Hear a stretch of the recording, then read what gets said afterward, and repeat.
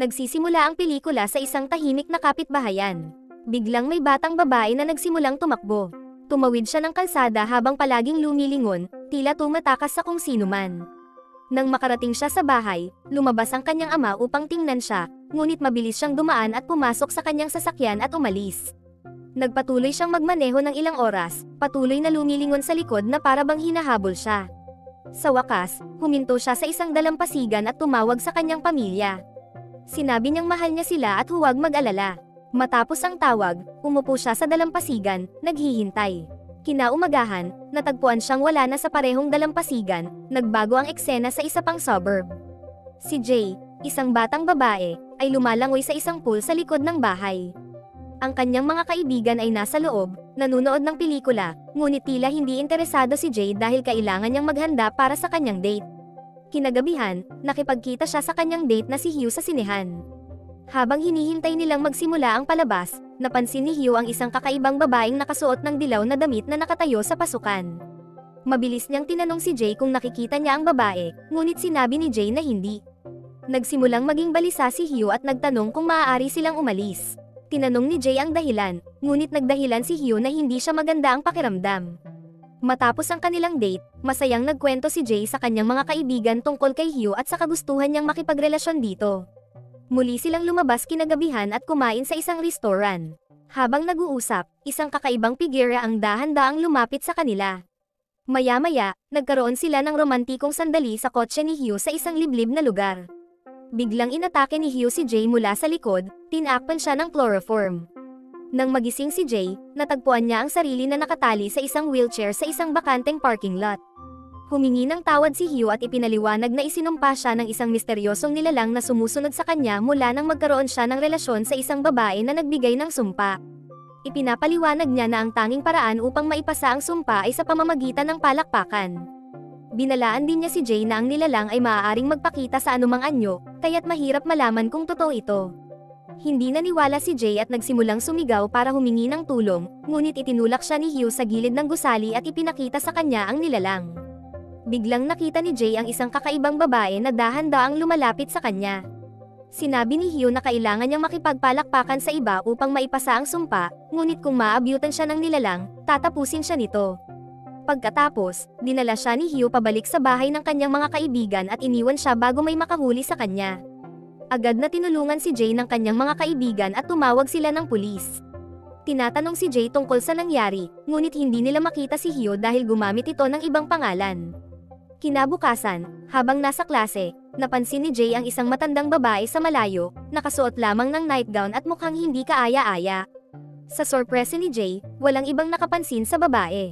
Dahil dito, napagtanto niyang ang babaeng iyon ay ang kakaibang nilalang. Natakot siya at agad na kinuha ang kanyang bag at umalis, ngunit sa pasilyo, muli niyang nakita ang parehong babae. Takot na takot, tumakbo si Jay papalayo mula sa paaralan at pumunta sa tindahan kung saan nagtatrabaho ang kanyang mga kaibigang sina Kelly at Paul. Tulad ng inaasahan, hindi siya pinaniwalaan ng kanyang mga kaibigan, ngunit inalok ni Paul na samahan siya pauwi. Dito nalaman na may gusto si Paul kay Jay kaya handa siyang gawin ang lahat para sa kanya. Dahil sa tapang ni Jay, nagpa siya ang kanyang mga kaibigan na manatili sa kanyang tabi upang maramdaman niyang ligtas siya.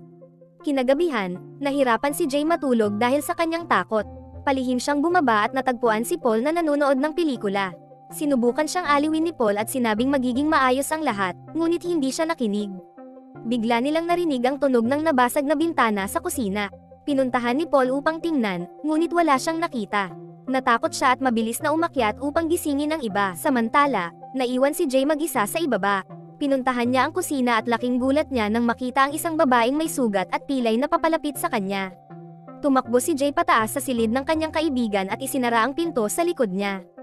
Sinubukan siyang pakalmeyan ng kanyang mga kaibigan, ngunit labis na takot si Jay. Sa wakas, inamin niyang siya ay isinumpa, ngunit hindi pa rin siya pinaniniwalaan ng kanyang mga kaibigan. Pagkalipas ng ilang sandali, nagpa siya ang isa sa kanila na buksan ang pinto, na nagpapakita ng walang laman na pasilyo.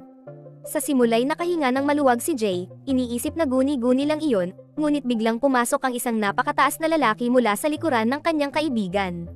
Napasigaw siya at agad na tumakas sa balkonahe sa pamamagitan ng bintana ng silid. Sa susunod na eksena, Sumakay si Jay ng bisikleta patungo sa isang lokal na parke at hinabol siya ng kanyang mga kaibigan, sinusubukan siyang pakalmayin, habang unti-unti nang nalulunod si Jay sa kanyang takot. Nagdesisyon ang grupo na hanapin si Hugh upang makakuha ng mga sagot. Kalaunan, natagpuan nila ang kanyang tirahan at dumating sa lugar, ngunit ito ay inabandona. Ayaw nilang sumuko kaya nagsimula silang maghanap ng mga lumang larawan at iba pang mga bakas na nagturo sa kanila sa Hughes High School. Pagdating nila sa eskwelahan, natuklasan nila ang kanyang tunay na address at nalaman na ang kanyang pangalan ay Jeff. Agad silang pumunta sa kanyang bahay at hinarap siya. Agad na humingi ng tawad si Jeff at ipinaliwanag na nangyari rin ito sa kanya pagkatapos ng isang gabing pakikipagpalakpakan. Ibinunyag niya na totoo ang sumpa at ang tanging paraan ay ipasa ito. Nang marinig ito, nabigla sina Jay at ang kanyang mga kaibigan at nagdesisyon na panatilihin ang distansya hanggat maaari. Sinimulan nilang maglista ng mga posibleng lokasyon, at isa sa mga mungkahi ay ang cottage ng kaibigan nila sa tabi ng lawa. Nagustuhan ni Jay ang ideya at nagpasya silang lahat na pumunta doon. Habang lumilipas ang panahon, unti-unting nalilimutan ng grupo ang sakit at nagkaroon sila ng pinakamagandang oras sa kanilang buhay sa bahay sa tabi ng lawa, hanggang isang araw, isang kakaibang babae ang lumapit kay Jay mula sa likuran. Siya ang entity ng kamatayan. Hinawakan ng babae ang buhok ni Jay, na ikinagulat ng lahat. Sinubukan ni Paul na iligtas ang kaibigan, ngunit dahil hindi niya nakikita ang kakaibang nilalang, wala siyang magawa. Sinubukan niyang hampasin ng Celia, ngunit itinapon siya ng nilalang nato. Pagkatapos nito, tumakbo ang grupo papunta sa isang kalapit na kubo. Kinuha ni Jay ang armas at pinaputukan ang kakaibang nilalang, ngunit kaunting pinsala lang ang nagawa nito. Natakot si Jay, isinara ang pintuan ng kubo at ikinandado ito. Sa gulat, kumatok ng malakas ang kakaibang nilalang sa pintuan at nagkaroon ng butas sa ilalim. Naghintay si Jay at walang nakita, ngunit nang lapitan niya ang butas, nagulat siya nang may lumitaw na maliit na batang may mga marka sa mukha. Ipinapahiwatig nito na binago ng nilalang ang anyo nito upang magkasya sa butas. Sa kabutihang palad, nakatakas si Jay mula sa kubo, sumakay sa kanyang kotse, at nagmaneho ng pinakamabilis na kaya niya. Ngunit sa kalagitnaan ng kanyang takot, napunta siya sa isang maysan. Sa sumunod na eksena, nagising si Jay sa ospital kasama ang kanyang mga kaibigan sa paligid niya. Minor lang ang kanyang mga pinsala at nalaman niya mula sa kanyang mga kaibigan na kailangan niyang manatili roon ng ilang araw. Nang marinig ito, muling natakot si Jay dahil naniniwala siyang itatrap siya ng kakaibang nilalang sa ospital, ngunit pinakalma siya ng kanyang mga kaibigan at sinigurong hindi siya iiwanan. Sa puntong ito, naisip ni Jay na maaari na niyang wakasan ang lahat ng ito. Ang kailangan lang niyang gawin ay makipagpalakpakan sa isang tao at ipasa ang sumpa. Sa kabutihang palad, pumayag si Greg na gawin ito dahil hindi pa rin siya naniniwala sa sumpa at gusto niyang maramdaman ni Jay ang normal. Nang gabing iyon, nagkaroon sila ng magandang sandali. Pagkalipas ng ilang araw, binabantayan ni Jay ang bahay ni Greg nang mapansin niyang may pumasok sa bintana sa harap. Nabigla si Jay na nakikita pa rin niya ang kakaibang nilalang kaya mabilis niyang tinawagan si Greg upang balaan siya. Ngunit walang sumagot kaya kailangan niyang magmadali papunta sa bahay ni Greg. Natagpuan niya ang nilalang na nakabalat kayo bilang ina ni Greg, kumakatok sa pintuan ng silid ni Greg sa itaas. Sinubukan ni Jay na balaan si Greg, ngunit binuksan niya ang pintuan at nawala ng masakit. Natakot si Jay, tumakbo palabas ng bahay at nagmaneho palayo. Alam niyang sinusundan na siya ng kakaibang nilalang. Sa kanyang takot at pagkagulat sa nasaksihan, nagpunta siya sa isang beach na malayo. Doon, nakita niya ang ilang mga lalaki at sinubukang akitin sila upang makipagpalakpakan, ngunit nagbago ang isip niya sa huling sandali at umuwi. Kinabukasan, voluntaryong nag-alok si Paul na tulungan si Jay. Inamin niyang gusto niya ito at binanggit na handa siyang tanggapin ang sumpa kung ito lang ang paraan upang matiyak ang kanyang kaligtasan. Ngunit sa pagkakataong ito, tumanggi si Jay at sa halip ay nagplano silang tapusin ang nilalang ng tuluyan. Maya-maya, nagpunta ang natitirang grupo ng mga kaibigan sa isang kalapit na swimming pool at pumasok ng patago.